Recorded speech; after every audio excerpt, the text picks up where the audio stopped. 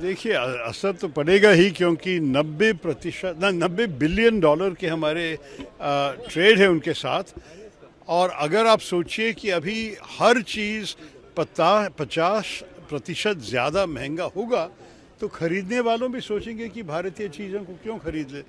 और आप देखिए कि हमारे जो कंपेटिटर्स हैं, जिस देशों से इस किस्म के चीज़ें अमेरिका को भेजा जा रहा है, जैसे कि वियतनाम, इंडोनेशिया, पाकिस्तान, बांग्लादेश भी, चाइना भी हमसे अगर कम है, तो आप सोच लीजिए कि नेचुरली उनके चीज़ों अगर कम महंगे हैं तो भारत की चीज़ बिक नहीं जाएगी अमेरिकन मार्केट में।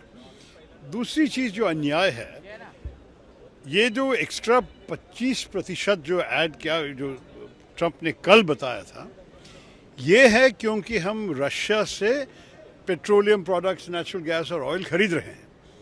लेकिन चाइना हमसे करीब डबल रशिया से खरीद रहे हैं, और उनको 90 दिन दिया गया है, हमें सिर्फ 3 हफ्ते दिया गया है।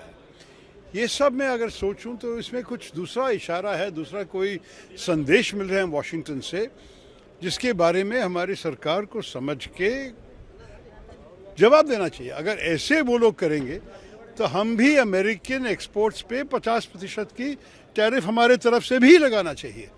ये नहीं है कि कोई भी किसी और देश में बैठ के हमको ऐसे धमकी दे सके, ये तो बिल्कुल मानना तैयार नहीं है। और मेरे ख्याल में हर भारतवासी कहेंगे कि इस विषय पे हम सब एक हैं। आपको बारपूर्ण बात कहा कि 50% भारत को भी रेसिप्रोकल टैरिफ लगाना चाहिए। रेसिप्रोकल तो उनका ही लफ्ज़ है, वो खुद कह रहे हैं कि रेसिप्रोकल है। हम जब उनके ऊपर नहीं दे रहे हैं, मेरे ख्याल में हमारे जो टैरिफ्स है जिसके खिलाफ ट्रंप साहब शिकायत कर रहा है, हमारे तो एवरेज टैरिफ्स अमेरिकन गुड्स पे 17% है। तो अगर आप सोचेंगे कि 17% के बदला वो लोग 50 कर रहे हैं, तो हम क्यों 17 पे रुके, हम भी 50 तक कर सकते हैं। मैं नहीं चाहता हूँ कि हम अननेसेसरी झगड़े में जाए। ये तो एक बहुत अच्छा रिश्ता था, और मेरे ख्याल में स्ट्रेटेजिक पार्टनरशिप की बातें भी हुई हैं। क्वाड में हम एक साथ हैं, I2U2 में हम एक साथ हैं, बहुत सारे वर्किंग ग्रुप्स के भीतर AI पे, डिफेंस पे, कई विषय पे चर्चा अभी भी चल रही है।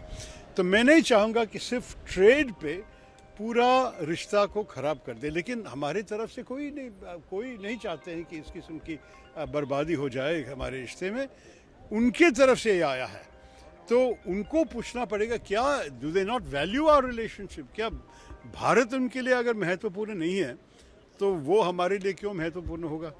तो ये भी मैं सोचा, हमारे देश के कितने भारतवासी अमेरिकन सिटीजन्स बन गए हैं, उनके भी एक जिम्मेदारी उनकी आवाज़ उठाना। वहाँ तो भी एक डेमोक्रेसी चल रही है कि बोलिए उनके इलेक्टेड प्रतिनिधि को, उनको सेनेटर्स, उनके कांग्रेसमैन को, कि जो सरकार कर रही है भारत के खिलाफ, ये ठीक नहीं है। निकी हेली जो इंडियन ओरिजिन की एक गवर्नर थी, निकी हेली ने भी स्पष्ट कहा है कि आप चाइना के खिलाफ करने के अलावा आप क्यों भारत के साथ के रिश्ता को खराब कर रहे हो। मेरे ख्याल में इसी संदेश सारे इन्फ्लुएंशियल भारतवासी देने चाहिए।